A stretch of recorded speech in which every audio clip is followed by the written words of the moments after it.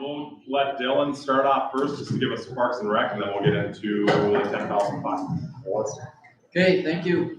Just a quick update on the expansion project. Masons are cruising right now. A lot of the rooms are really taking shape. Locker rooms, storage rooms, sports medicine, those kind of things. Windows are in that parking lot on the break two or H.A. Thompson and Sons, the new blacktop asphalt that's available for use going forward. They open that up, I think, about like the 3 o'clock hour. So that's ready.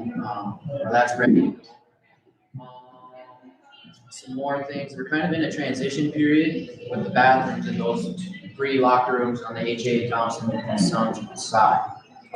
They've kind of been getting caution taped off at night. There is some water in there. They're working slowly at getting the rest of some of the fixtures, some hot water. We'll be installing toilet paper dispensers tomorrow, so everyone can keep that extra set of underwear in their bag. Or I don't know what they've been using, but it'll be a little bit yet until we got showers. So locker room monitors, coaches, a little bit of everybody else can use some help just staying out of that area to make sure it's dry and less prep so they can actually get in and get some of that stuff done. So that's kind of where those are at. But that, as we have talked about, those will continue to come online and be fully functional as we move forward. Gear, I just ordered a couple more sets of nets for each facility. We'll continue to phase out some of those old together ones. I don't know if mine is here or not, but I noticed a couple of the nets at Schaumburg and Scott working on those, so sorry about that. But gear lockers, I just wanted to check in on that. The new lock's been put on, we're still just opening it up. Okay, sounds good. So we'll touch base on that, see how that is going. We're gonna change out a lock at concessions at Capitol Ice Complex so that BHB basically be sole control of that space. I noticed we don't have any games relatively soon coming up on the HA side. That's good. Right now I'm kind of running into some scoreboard issues with that, just on the penalties. Everything else is working. We took the guts out of one, changed it out. Long story short, Vectronics will be in again. Look at it, but scheduling wise, I would say kind of where we're at. And then I did receive the program overview for the season. Very detailed, very good. So thank you for the effort for that. So that pretty much rounds out my report. If you have any questions on the board? Yeah, I talked to Mario on Saturday. What's the name of the third ring? I don't know if I should say that. I don't know where I'm at. I'll check and get back with you. Take two. I think it'll all take some getting used to. I mentioned that to Dylan, like it'll always be BF2 in my head, but they're trying to transition into calling it H.A. Thompson, and then we will have a name for the third rank as well. So it won't be BF2, BF3 like we're all used to. So It'll be properly signed as well. I mean, locker rooms will be numbered 1 through 15, so you're not gonna have to worry about 2 teams showing at locker room 4 and not knowing as an out of towner which one might be HA, ring 1 or whatever the other one. So it should be pretty seamless transition as we go, as long as it'll take a little bit of getting used to, like you said. So, but yeah, good point.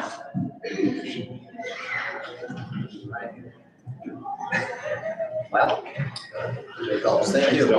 Sorry I missed you, Dylan. Rocks. We swept them up today. Yeah, we got a new tool cap, snow removal, and a bunch of new employees figuring out how to use it, so. Yes. Yeah. Didn't want rocks all over the No, place. rocks all over the place. yeah. All right, well, what everyone's actually here for, I know Dylan, you probably felt really special, but we'll get into the 10,000 puck challenge celebration. I don't know, for history purposes, or anybody that maybe doesn't know, Bill Pearl used to run our 10,000 puck challenge years and years ago. Did a really good job with it, always had a lot of participants. And then it kind of fell to the wayside the last couple of years, and so it was something I felt was important this last summer, to really resurrect it. Jamie came in and so kindly took over, and she did the app tracker, which I know all of you use because you guys are all here. And that really helped, and I know in the end, we were able to see overall how many pucks were shot from our entire club, and that was pretty awesome to see. But obviously, you guys made it happen, and you guys are all here and get to celebrate, and we have a little special something for you to say congratulations, you guys did it. So it's fun to see this come back. I think last year there was probably a handful of kids that finished, because it just wasn't as fun, and we just didn't have it as big of a deal as it should be, but shooting 10,000 pucks over the summer is a really big deal, so way to go, kids. Now we're gonna call you guys all up one by one. For some of you, I know there's some practices going on, and unfortunately, we couldn't find a night that we didn't have practice for all of the teams. So if there's somebody that needs to grab an extra one, or if we find out that somebody's not here, we will just put them to the side and we'll get it to them at a later date. But you wanna say anything about it? Good job, guys.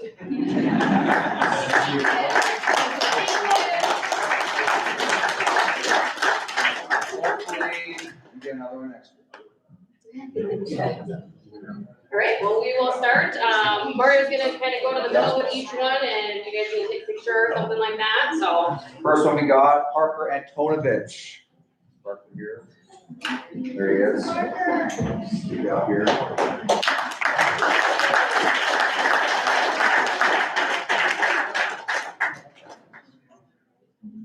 Grayson Arbach.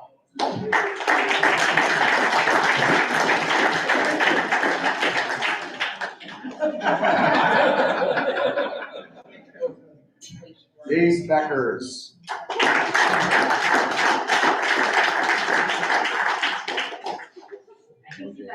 Hey.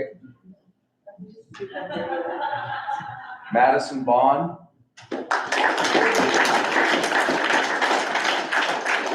Cade Clement.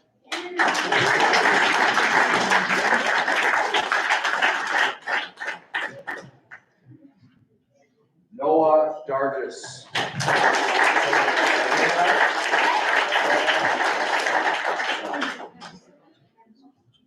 Kinsley Dirk.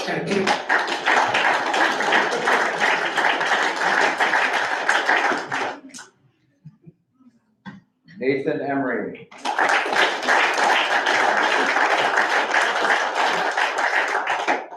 Dylan Fleur.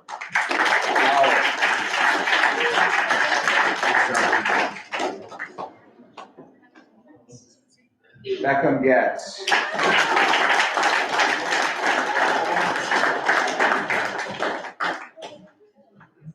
And Grayson Getz.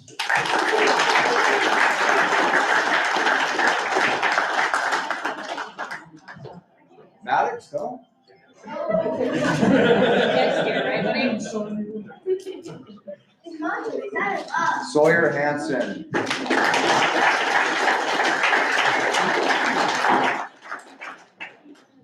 TJ Heflin.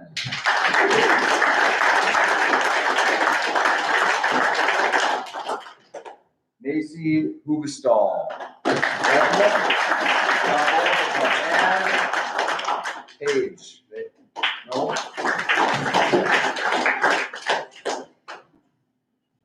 Kane Christensen.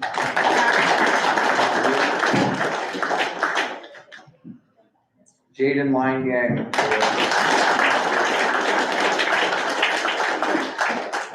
Ryder Mahar.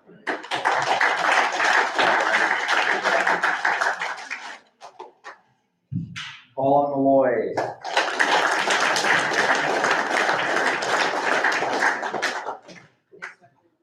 Kendra Malloy.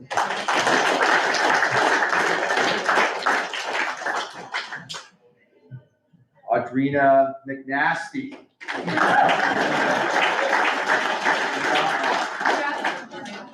Oh, it's here though, I saw one.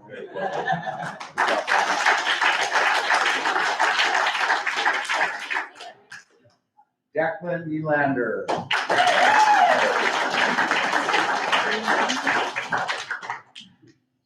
Noah Mayhoff.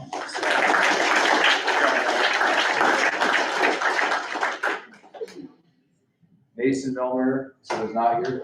Okay. Isaac Monroe.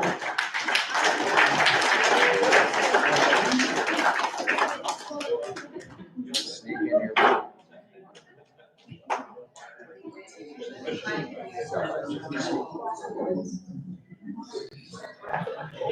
Gavin Mormon.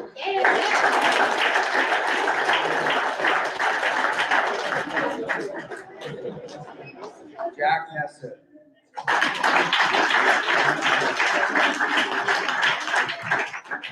Aria Rarch.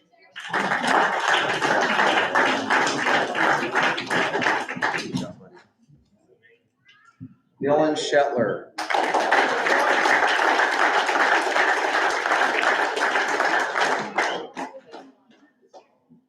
Taves Scott.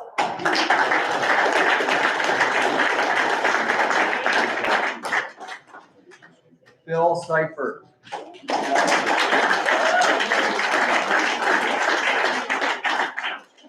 Lake Selk.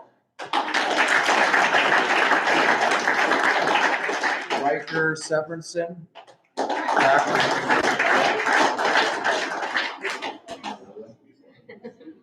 Emmett Smetty.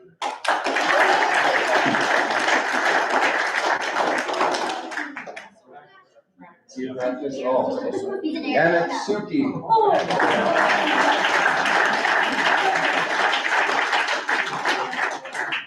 Owen Suki.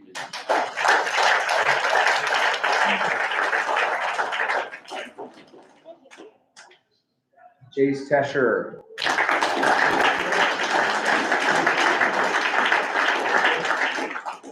Otto Unterscher.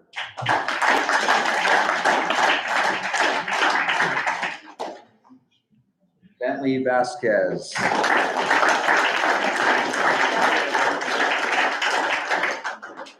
Oh, there you are. Sorry.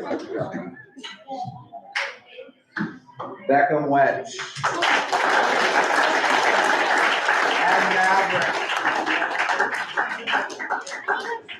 Get them both.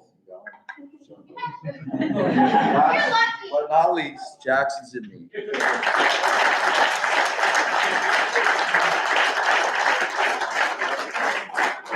Good job, guys. Okay, keep it up. Don't stop there. Yeah, thanks for participating, and if everybody wants to hop downstairs real quick, Jamie wants to grab a picture of all the kids with their trophies, okay? Thank you, guys.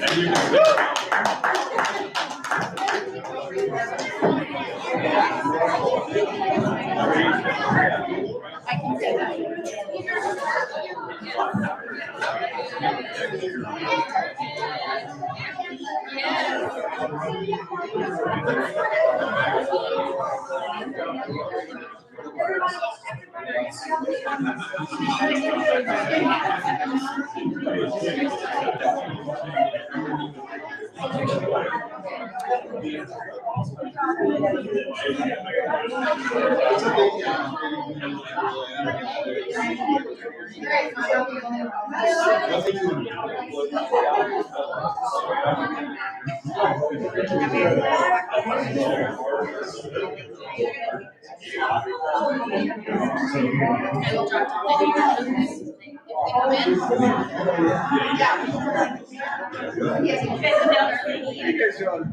Carla, how's everybody doing here?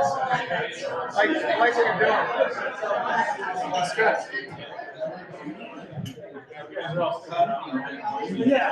Yeah, I'll be right back. I'll watch the rest of this. That's magic.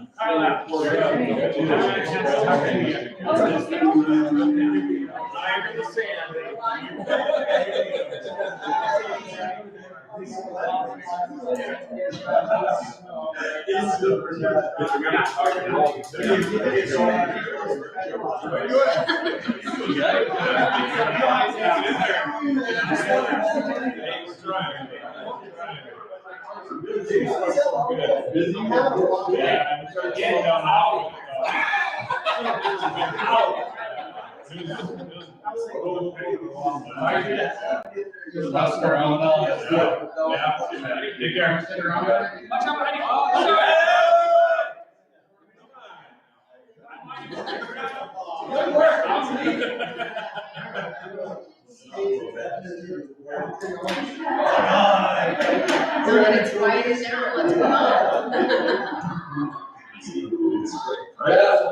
Minutes were approved, published, so we'll go into to Kayla's executive report, which is sent out. They said they had a couple more things. Yeah, I just wanted to let you guys know a few things I forgot to put in there. I submitted the CDB grant, so in case you guys get any more emails, we need to keep sending them my way. I got it done. So that's been submitted, and we submit that in request for funds for the tournaments. I think last year we got 4,000 from them. This helps cover some of those costs along with, you know, the other tournament sponsorships that we get to. The Parks report, Dylan mentioned that, so they give us money for our sports and bikes program. In return, I submit a report to them and say this is what we're doing with our bikes and our sports, and so I sent that off to them as well, so that's done. And then I'm sure you guys all heard about the development grant that we did. What we what? Sorry, We did not get that. we did not. They did send us a big follow up because there are other tools they sent. Reach out to them. The government did try to get extra funding in that, the special session funding and other stuff. They had 150 million in applications for 2020. That was what's requested. And I think our email said that there was nobody that got fully funded in their request, which I think was a little bit disheartening, don't you? It was like, throw us a bone. We'll give us something, yeah. So that's unfortunate, but I mean, we'll keep trying. If there's another opportunity, I think we'll resubmit again, so. And I'll be up in 2 years, so I think it's good insight too. So that was just the things that I had, just that I forgot to put in my report, and then I know I just had a couple board items. Obviously the biggest thing is the request for concessions. So Melissa's done a lot of work in getting that place turned around. She has a very lofty goal, I'm not even gonna put it out there right now, but her very lofty goal, I think, is movable, as far as a net profit at the end of the year. If we reach that, I will absolutely give her hugs and kisses and probably a big old bonus or something, because I mean, More than she's 7 grand? yeah. So I think that that's one thing that she really thinks is important though, is that we look at this air fryer to offer some other offerings. So right now we have this humongous grill in there. They essentially make 6 to 10 hamburgers in the morning and throw them in a crock pot, and then that grill doesn't get used the rest of the day. Parks doesn't want to remove the grill, but they are willing to put something over it so that we could put like an air fryer and warmer on top of it. And probably get a little more use out of that than the 10 hamburgers that they throw in the garbage at the end. So that turned on is to get an air fryer, and then alongside that, obviously we have a warmer to keep things warm and always fresh. I thought it was kind of a crazy price. So I have air fryers and that much money. There's no comparables, but I went and price checked 2 or 3 other websites and they're all $5,000 instead of $3,000, so it's a deal. So And she did, she went and looked around prices and that was the best price. and I'm assuming since she's buying, if something breaks down, and there's some kind of, there's not just warranty or Whatever would be included in what I sent you guys, that was all the information that we got, but I could definitely check that. With this air fryer, can we confirm that they have power? Yep, so we actually just had an inspection at the concessions 2 weeks ago, I think. And so they said, the inspector actually said a lot of concessions places are now using air fryers. And it's become a big thing even in the restaurant business too, that he's seen it. And that's, he said, actually, it's probably better if we leave that grill and kind of have the height to the air fryer and then have the wood still to vent it out. So, yeah, no, he said that would be fine to do that, the inspector did. Pretty much she's already done it, but she's doing it, for me, it's a no-brainer. I would move to approve things she's asking for, and I don't have it in front of me, but it's the air fryer and warmer. The heat lamps. Yeah, and the heat lamps is just another option instead of the warmer, but the warmer will hold more things and, yeah, so that's, the heat lamps on there wouldn't be, so, yeah, that was just another option. So move to approve air fryer and warmer. Am I saying that correct? I'll second Will's motion. Motion second. And I'll just add that one other thing we discussed is having to get like another deep freeze or something, just because of all the frozen food we're now going to purchase for the air fryer. We may not have enough room upstairs in the freezer. We talked about getting a deep freeze for our storage room downstairs to those things in, but that's not on the table right now. We want to kind of see what we need first. Any further discussion? So the deep freeze would be, Later. I have just one question. So it's a 12 by 2 cooking basket. How, It seems so small. It I does said seem the small. same thing. But I looked at the other ones now, like the next one up was 10 grand for a bit bigger. so is there, is it, I have is it gonna be, is one gonna be enough? I think the thing is, I think it cooks so fast. It's Yeah. well, and then, yeah, this too. That was my question, was what's the capacity for it, and how fast does it work? So, yeah, 60 to 90 seconds for oven-based sandwiches, 60 to 90 seconds. How about frozen? 7 minutes is, nothing more than, nothing, including hamburgers, takes more than 7 minutes. You can make muffins, you can make, I mean, it's not just an air fryer either, it's also oven, you know, so to speak, and so I know she said some more information on that. Because that was my question as well, with capacity. Can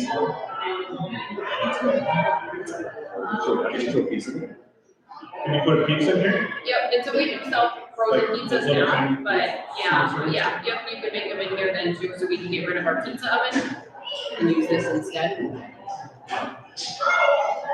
Sounds good. Yeah, any other discussion on it? Okay, motion is second, all those in favor say aye. Aye. Any opposed, same sign? Alright, motion passes. And we have one other, Okay, yep, and then just the fundraising policy, I know we've talked about that before. My question here is,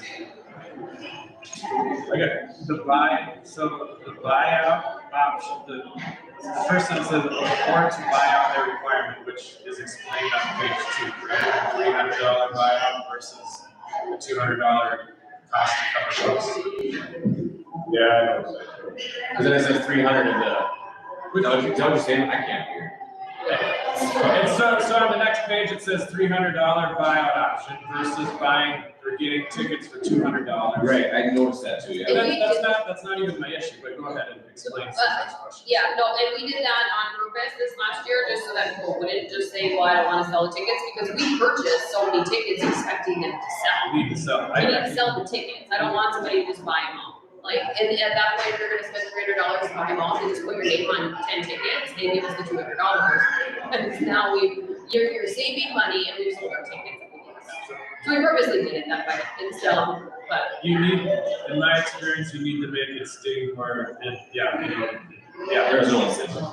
so here's my issue is, the last time I talked to Deb, and I don't know if she was just spitting out ideas, but the way she said it is that, in her viewpoint is that you, essentially, she said, raise your fees $200 and then pull that down, so. So this is for like going into effect today for the rest of the season. We will have to have a new fundraising policy for next year. That's where that will come into play. Okay, so, This, because we have to put something into place today for our fundraising policy to carry out the season. And we've already done registration stuff, so we can't do all the shop. so then my next question is this legal? Well, I'm just getting your guys' feedback first and then sending it to the AD. Then I think it's fine, that was my question, what would they say about? Well, we had talked about this a few months ago, right? And changing it for next year. Right, and that's, I mean, essentially, we need to put something in place, like I said, today to carry out the rest of the season. But then we'll have something else in place come next summer before registration. So the new fundraising policy will be in effect in 2020. This one will be in effect today. As soon as it gets, well, I shouldn't say today, because we need the AG's office to also say it's good. But, yeah. Yeah, they sent a letter out a month, 2 months ago, everything melts together so quickly. Mike, did you check with any other clubs? Yes, I have talked to Grand Forks a few times. Because my only qualm is, it doesn't matter if we say it, go to the attorney general and say that. So I'm okay with sending this forward because it looks just fine. If that's your step, then yes, I would be okay to approve this, to send it to the attorney general to see if it's legal and okay for them to move forward with it. Is that appropriate? Yeah, I just wanted your guys' feedback to see if it sounds okay, to see if that's how we wanna do it, and as long as the AG's office says yes, those words are okay. The only, I mean, did you everybody read it?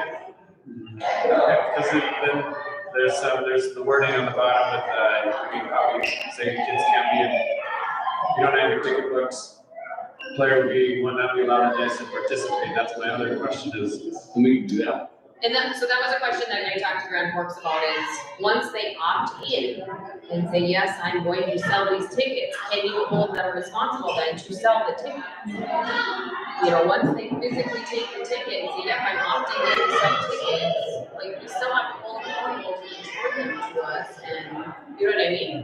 So that's the question that, I mean, it's a good question that needs to We be. normally pay the registration fees in, we can just take them up as.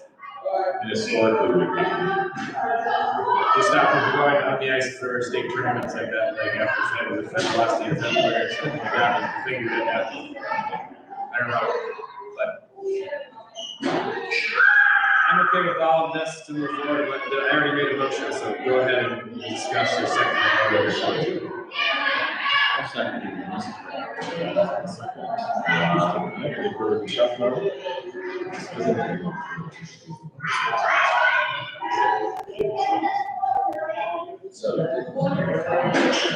All the discussion, all those in In favor? my other discussion, some people have said, you know, I am against guns, but you can give you can get a gift card for Shields and buy whatever you want, so Yeah, they don't give you the gun. No, you get a gift Or you got the choice to buy. yeah, so it's not a 1-to-1, you're not purchasing a gun, but purchasing a ticket. Okay, all those in favor say aye. Aye. Those opposed, same sign. Alright, motion passes. I mean, I know I mentioned it in my report, and I think you have it on here too, is the bull rubber stuff, so that was the only other thing, unless anybody had questions on my report or anything I talked about. I have a question on the numbers. Sure. We talked about the highest registration ever, and then when I add them up, we had more last year. 755 last year, 759 this year. Sorry, those numbers from last year may be a little bit inaccurate, because I probably just pulled the numbers instead of looking at active and inactive. Gotcha. Because it doesn't pull that way on Sportsman, and it's kind of a big, so those are probably just a mix. So last year was 742, the year before that was 749 active. This year is 752, we actually had another one registered. So you have No, it's 753, 753. So it's our highest year by 4 people. Yeah. But you're right, those numbers probably don't add up quite right because it includes active and inactive. 755 is what was the total number, but there was 6 people inactive. Yeah, what does inactive mean? That they decided not to play. No. So yeah, so 753 this year. They're in protocol. I don't know that I have other questions for Michaela. For the report with you. Yes, nice to get it. You're up. Yeah, it's just, we got through all the tryouts for each level, so all the teams have been selected. So just a quick update. For each level, our band AAs are, according to the website, some updates, got from Mike Laura. We are, band AA is 1 and 5. We're playing, I would say, some of them probably are tougher competition for the season in Minnesota, so all relatively close games. So I think they're playing at the appropriate level despite the record. The AA team is 0-2. I didn't have anything for B1, and one of the B teams is currently 2-2. They went out to Sydney.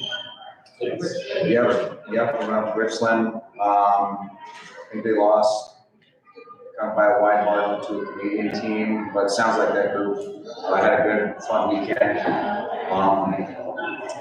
Kiwi AAs, if we count their scrimmage against 15 girls, they're 2-0-1. They went 1-1 against West Fargo, so I think a good start for them. The A's went 1-1. The B1 groups, 4-0, 2-1, and I did not have the third. B teams, one team is listed as having a tie, one team 3-0, another 3-2, and then I didn't have the fourth. Squirts are all doing their in-house. That's for the most part been pretty competitive from game to game. Mike and I have, over the last several weekends, kind of been watching on and off. We tried to watch each team about 3 times as we kind of put the squirt teams together to try and get the teams, the kids put on the appropriate teams. So we've tried to make sure we watch, try to get them about 3 times. The big change at the squirt level, which I listed below, I didn't say squirts. We went to 1A and 2B1s, and then 2B from our tier 1 squirt league, and we would have 2B teams, and then we would have from our tier 2 squirts, those teams would also be listed under squirt B. So we'll see how this goes for the year. Historically, the two squirt A teams have really struggled, so hoping that we'll be more competitive at each level. But we'll kind of wait and see how things go and adjust in the future if this doesn't go. So we'll see. 15 UA girls they lost to the Pee Wee AA's, but they went 1-1 with Fargo. The 15 UBs have struggled. They lost 4-0, 4-1, 11-1, and 11-0, I think, or around there. 12 UAs got a good start, 2-0-1. 12 UBs are 2-1, and then the 10 UBs are playing squirt in-house. Touch up on the mites and termites. We finally got our games going. Some of you guys were part of the games that took place this weekend. I thought that for the most part everything went pretty smoothly. We, for the most part, got started on time. I thought for my first experience doing that, I thought that seemed to go pretty well. So jump over to the tier coordinators for those levels. I think the board recommended that and approved that we get a coordinator for mites and termites. I reached out to about a half dozen people about taking on the role as a coordinator, but I think it was just a little too much work for a lot of people I talked to. So we assigned a coordinator for each tier, and that seems to be going smoothly. Kind of letting each coordinator kind of take their group, as each tier might be able to do a little bit more or maybe less for their practice times. So I've kind of given them direction to kind of like read your group and let's try and push those kids if they're capable to do more, and communicate with you on if you need material or resources for your specific group. So I think that's gone really well. We have 8 coordinators. Nick Hillman will be the one who took on coordinator for 2 tiers, 1 mite and termite. I think it's been going really well. Jumping back up, non-parent coaches, I think that was kind of something that's been lacking in previous years. So we have 4 at the Bantam level, 5 at the Pee Wee level, 1 squirt non-parent coach, and then we have 2 girls that are helping their girls teams. So I think, and hopefully in the future, give them the responsibility of being a head coach for a certain team. We've got practice plans to all the coaches. I would say, for the people I've talked to, they found this really helpful. I've seen some coaches implement a bunch of stuff. I've seen some that seem to not have really used anything. So I'll just kind of keep monitoring and keep trying to be a resource for the coaches, so that they can have better practice times. I've seen some great practices, and I've seen some that are pretty unproductive. The kids don't get a lot of movement, not a lot of touches. So that's something we'll definitely look to try to improve. And I know it's not easy for some of our coaches that maybe didn't play, but they don't have a lot of experience coaching. So I can go and really try and help them so that we don't have maybe if it's a lower tier team, they're not kind of getting left behind. They're getting solid coaching and guidance throughout the year as well.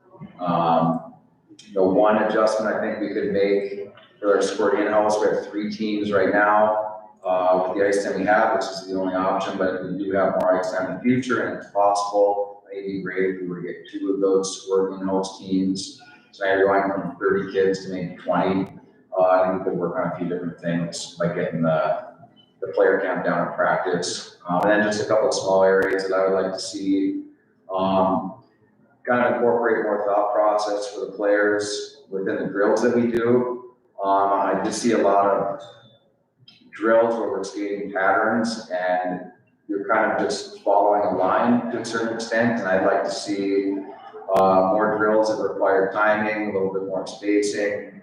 And I guess those 2 things combined really to me is kind of hockey sense. So just try to kind of work with the coaches. We'll have some coaches meetings coming up in the future. Hopefully try and help with some of those ideas on how we can improve those things in practice. Hopefully that translates to the game.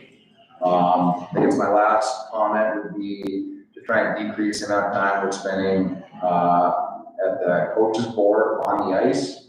So I'll be encouraging all the coaches, like, go over, if it's your first drill in the locker room. So we're not spending the first 5 minutes at the board for practice. We only get an hour for most of the teams, so let's take advantage of that hour. And we can easily spend that time going over, 1, 2, 3, or maybe even the whole practice in the locker room so we can maximize our ice time. That'll be all I got. Good start. So I will say that new update to the sports engine app, I like. I don't know if you guys use it. I mean, I got a kid in Mike's, non-hockey guy. But like coach for his team, like communicating through that, you know what I mean? Stuff like that has been helpful so far for me, so I don't know. And that was part of, the encouragement for the tier coordinators, I guess they're not level coordinators, the tier coordinators is to communicate to the coaches, to have the coaches communicate with the teams. We've never really done that with termites. Well, it's cool. I get a little notification and I just pop in and the team parents are on it. And some coaches are great. And the coaches on it, like, I mean, it was Nick Thompson, I think it was, and it's great, just like, hey, pictures doing this, hey, blah, blah, blah. And I it heard was that, really helpful. I like it a lot, so. I heard that this last weekend that some of the coaches had reached out, and so that was what we were trying to accomplish, but like I said, I haven't heard from anybody, I mean, I know what's going on. I think the coaches are talking, because we get the practice plans. Yep. And that's, yep. But I don't know if any of us at our level reached out, so I can find her. Yeah, I know that I was communicating with the tier coordinators to coordinate with the coaches in the tier. But I mean, if you wanted them to communicate with the whole group, we could try that. I think if the coach can reach out to each team and just, that was what I was trying to push, is the coach should introduce themselves. Otherwise I get the email that's like, Johnny's gonna be gone on Saturday. I'm like, who's Johnny and what team is he on and who's your coach? And I have no idea, and it takes me forever to figure that out. So the chat feature is better. Yeah, well, like, I just got like I got a, thing through the chat, he's like, hey, Nick, blah, blah, blah, blah, blah, you know what I mean, yada, yada, and it was awesome, and parents are talking through it, you know what I mean, and he was like, picture day last Saturday, he's like, hey, just so you guys know, it's full year, you know what I mean, like, it was good, I appreciate it. So. Yeah, I think, coaches from termites and mites can communicate with their teams. I think that's gonna help with a lot of those questions. And maybe just a younger level, I don't know, that's, Yep, no, I think it's great. Keep that. So some coaches asked if we could do for mites next year, do the termite staff with all the different colors. It'd be easier for practices, even on splitting kids up, they just have blue and white. And not confusing the kid because he's still looking for his gray jersey because he's on the gray team. And you say, hey, what team are you on? Blue. Yeah, I'm blue. There's no blue. Everyone's blue. Yeah, so, yeah, there was a bit of confusion with that. because you don't always three kids in the first couple of weeks. Right. I mean, the girls' teams are easy, it's all girls.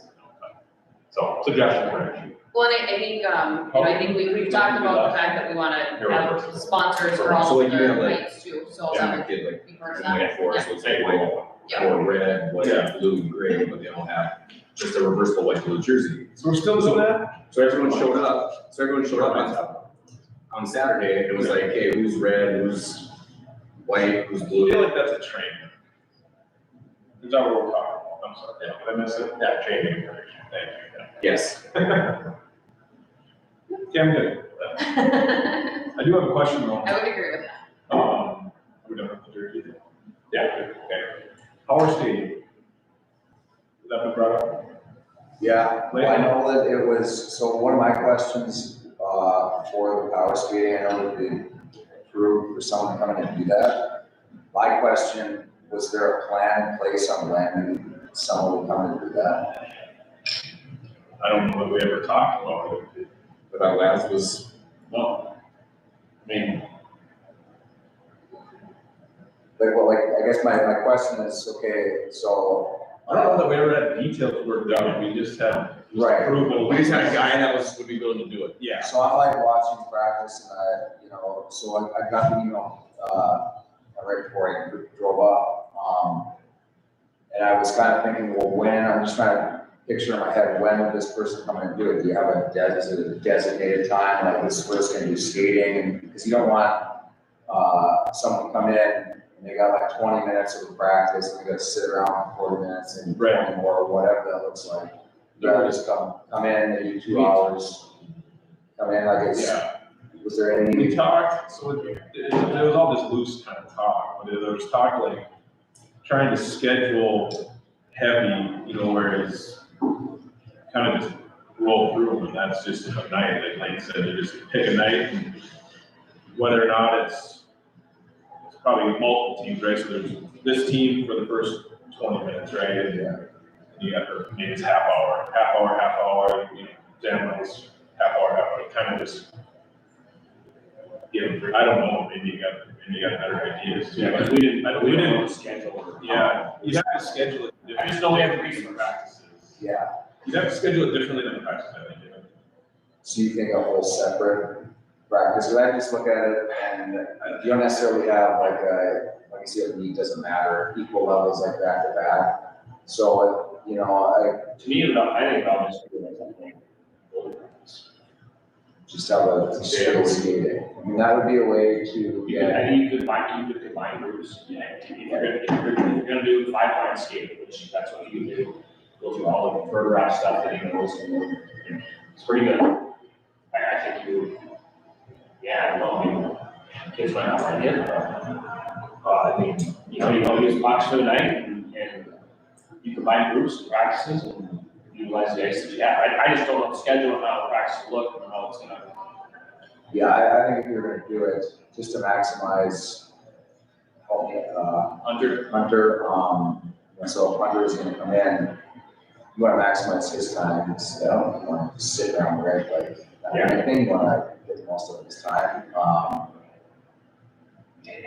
The best way to do it is probably to schedule a skating practice, and maybe he comes in, if it's Wednesdays or whatever day, and just cranks out 2-3 hours in a row, whichever teams. I'm just trying to look at like the practices, what locations are they at, what's going on for all this ice time. But yeah, I think it's something we can. Because I mean, really, we're in the league, unless we go to like our 2 month trips that we just went back to back across the but he's got time. Not only can he actually skate them, so he can demonstrate, but like I can come on and demonstrate too, which, I don't know, I just think if we have a resource, because I don't know how long it's gonna be here, I don't know if next year it's obviously coaching, but Okay. I mean, what's most beneficial? How many times per week? Would you get like almost, wrench? I mean, if you could do it once a week, it'd be huge benefit. I don't know, I'm sketching how that would look. Well, I mean, I was just wondering if that trench night. How many nights a week could we just pop in and go skate? We usually have 3 on ice, and then now in December, we'll start a 2-1-2 rotation with dry land. Meaning 2 sessions dry land 1 week, 1 the next week, 2 the next week, 1. But 3 nights on ice usually. For Pee-wees too, and randoms.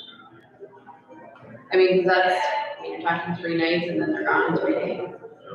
Yeah. 6 days. So Right. 3, I mean, that's just it, like, I understand we want 3 to 4 on ice, but you got 3 games on the weekend, it's hard. I think it's been going well with the schedule phase. I don't know, it's not universally well. But for this, because those are 3 teams at a trench set, they could all just go to practice instead of that one team having the day off. So 2 to now go to practice is what I'm noticing in our kids. Then you have some bigger groups for power skating. And just have skills and it would shape different teams. Maybe trying to get twice a month for the older teams. We just have to really play with that. Yeah. Cause that's my biggest thing is like, when are we gonna put that together? Because now you're taking away a team practice and you're doing skating, which I mean is okay probably, but I'm saying you're gonna have coaches too that are like, well, now we only have 2 team practices. Yeah. I mean, I think Well, like, it's learning the skills are probably. There's only 7 days in a week. I think people forget that. I mean, I think developmentally though, and just from what I've seen, at least I'm not involved and I'm not around much, so what I've seen, from what I heard prior to this meeting, we need help on skating, that's bad. Yeah. That's just, fundamentals of skating. I mean, it's just, I don't know, like to me, it's sad.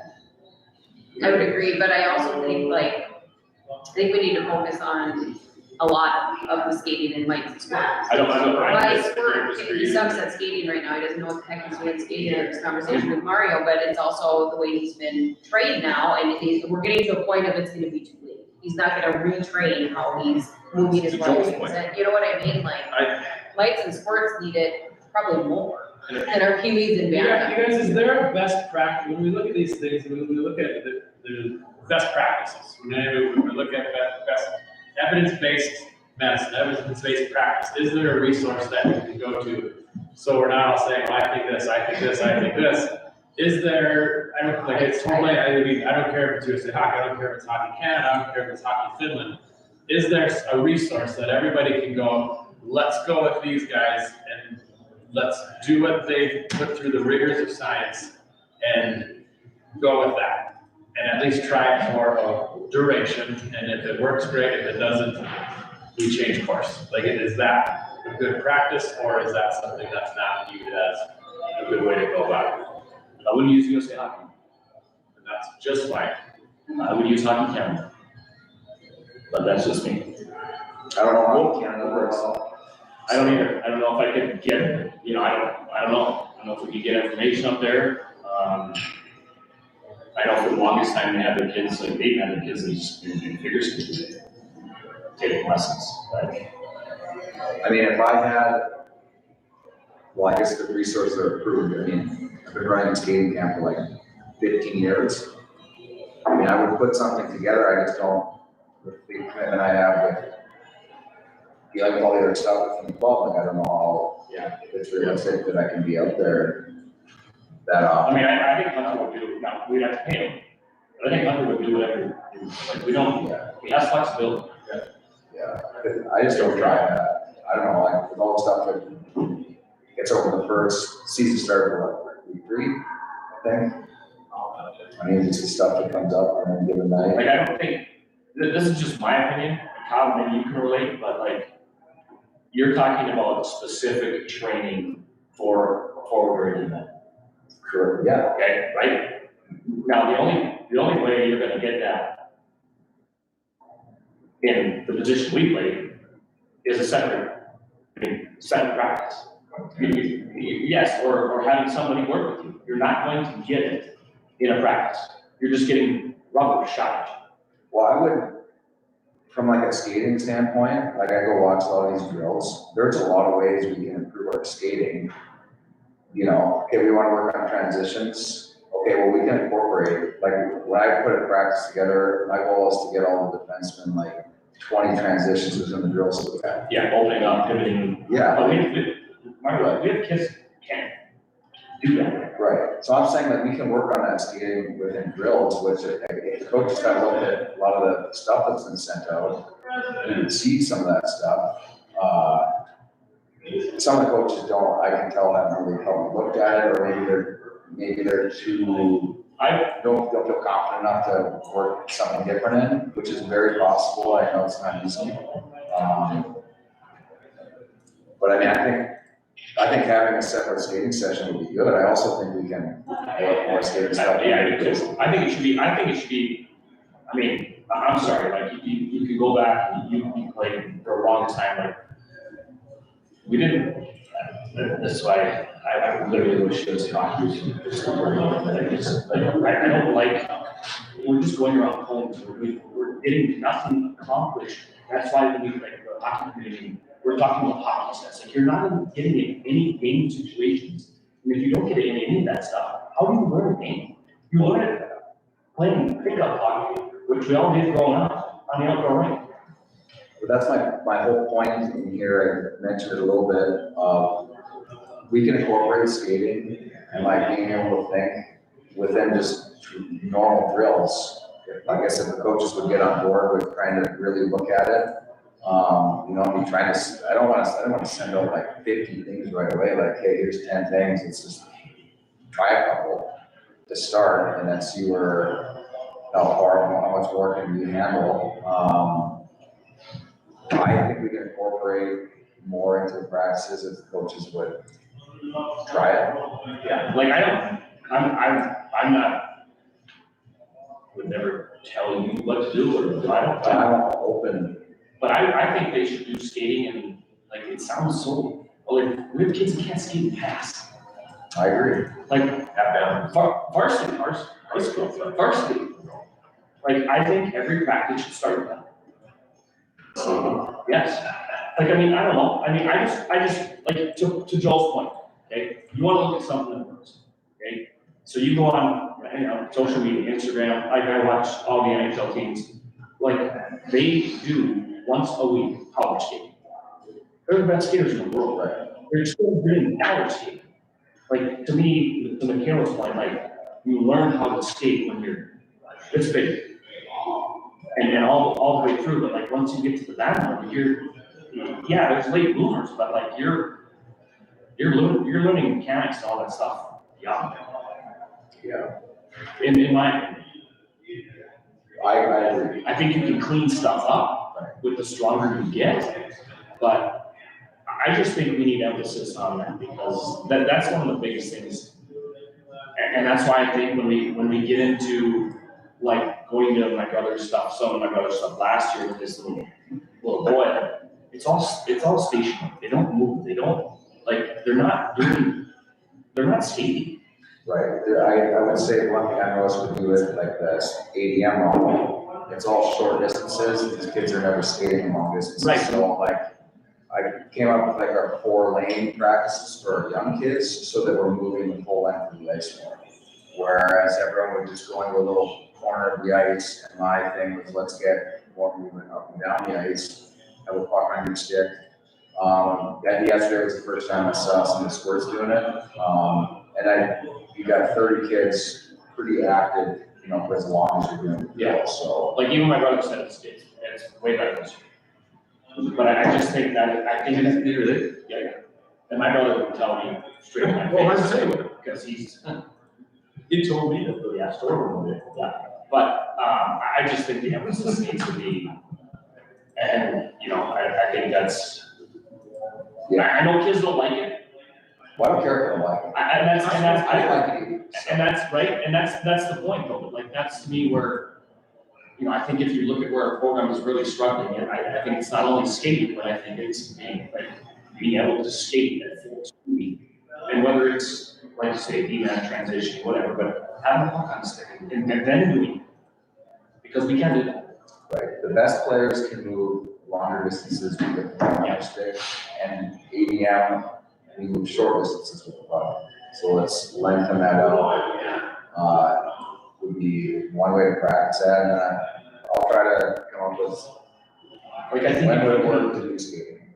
I think you'd pair with the French just to try it. like, if you want to, I don't know. Yeah. I don't know the schedule, but you can come in and Hunter's like, you know, he asked me again, like, am I doing it? I said, I don't know. I said, Yeah. I don't know the schedule. You can come in any day and ask him what he'll do, and Yeah, he'll tell you, he's at the office every day. yeah. So whatever we want to do, however we want to use him, he's Yeah, when they schedule a bunch of stuff anyways now. more than happy to do it. But I do think it would be nice, like, from the standpoint of, you're talking about a very specific skill. To have a group do it, like I alluded to goaltending, like you're not gonna work on certain stuff when the coach was not a goalie and he's not building practice around any, even one goaltender build start with practice. Where I think that training is, to me, is basically the same thing as the skating technique for a forward or a D, or like I think you need to work on this.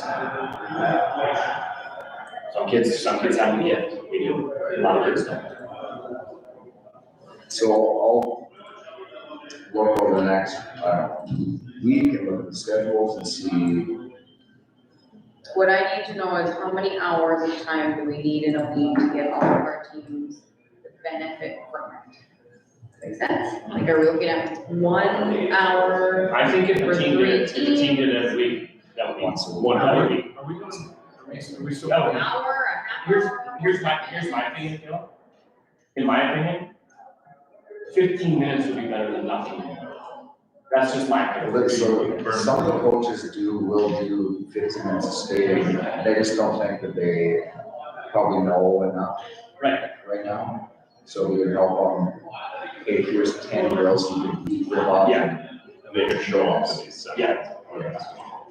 With that in mind, in our schedule, just make more sense to educate coaches to be able to, then we're not dealing with the schedule and getting other people in and at least at certain levels. And then when you guys think that we need a professional like Hunter to come in and do it, then it's not discombobulating the entire program. Like you schedule, there's less for. Isn't that what we talked about? That's what we. Yeah, like I think. Yeah, I mean, they're supposed to be. I think we had talked like peewees and bands is what we, like where kids are stronger and they can actually do power skating. But all those, well, I should say all, like, Maybe sports. our mites are capable of doing a lot. Maybe our lower tiers, like, they're not quite there to do a lot of stuff, like the top 2 mite groups are capable to do almost everything. Really, they're running 2 shots, 15 minutes of hours. Small is there. I don't know, so like to my point, Joel, and I know we disagree a little bit on this. I just think if I go back to like, if my son was a goalie, I would train him because I'm comfortable to do that, and I feel like it's not necessarily about the background, but a lot of it is. And if you're, like, if I was gonna send my kid to skating school, for 30 years here, I would send him to Burbank. Like, I just don't think, you could probably still do them. Do what? The Burgraph and. I mean, I attended Burgraph when I was a teenager, so I mean, a lot of what I teach would be similar to the way like Frank would do it. I have a lot of respect for Burgraph, it was an awesome program. A lot of what I do would be similar to that stuff, and I've learned, I would say, that's probably half the stuff I do is probably similar to the way I've done it back then, and I have probably the other half is stuff I've learned somewhere else. Yeah, but like, that's just I think having somebody to where, like, again, I'm not taking away from level coordinators, but like, Nick Hillman can skate. Nick Hillman could do a lot of it. I just think if we don't have good people in those spots, they're not, because like, I have player skates on, and I can do about 4 when Hunter does it. Now, I was a goalie, but I've skated for the last 15 years in forward skates. Like outside of that, not shanks out. I'm gonna break my neck. I already broke it once, I don't need to break it again. I don't know, I just think having somebody, I'm not saying like I get it changing a lot of stuff. I just think it would be very beneficial to have, whether it's you or Hunter, I don't know. And I like too much. What we're just doing over there, let's hear it. Like, I think the more people you educate to do a thing and hold them to a standard, the more you can spread that knowledge and that skill out. So would it be more beneficial to have Hunter with these level coordinators to show them what to do and hold them accountable and have like, okay, once I feel like you're capable of teaching it, now you go out and teach all the kids versus put all these things on all these levels, and now we have to move schedule around, and now some kids are getting more or less, and so that's my viewpoint, and it will cause less of a wake if we are putting our efforts into, eight people, and then those 8 people can coach 30 kids, versus having one person go to all these things and have to reschedule and do all these other things. I mean, that would be one of the points of like the coaches meetings. We probably like hockey tactic stuff, but I mean, it very easily be like a more of a skill based meeting on like, hey, we want everyone to come and talk about skating. Show us skating, or show up. I think the first month into, you only have 10-20% that can demonstrate it. Yeah. Like, And if we can't, and then the answer is the other way, I don't care, I'm just saying, the more you educate, the more you hold base people to a standard, the more they can do, and that pyramid gets bigger versus having one person having to go boom, boom, like a wandering lighthouse all over. Yeah, I agree with you, Joel. That's why my job is to try to educate the coaches that we have in the job. To Kyle's point, it's hard for a kid to understand something if they can't see it, as far as demonstrating. But if they can sort of speak it, I think we make headway. If they can't demonstrate great, we can. I mean, and like I always say, do something, if it works, great, if not, do it differently. And if we're teaching kids how to skate better, even if it's 20% better, we're doing better versus, teaching a smaller number, 100% better, I think we're.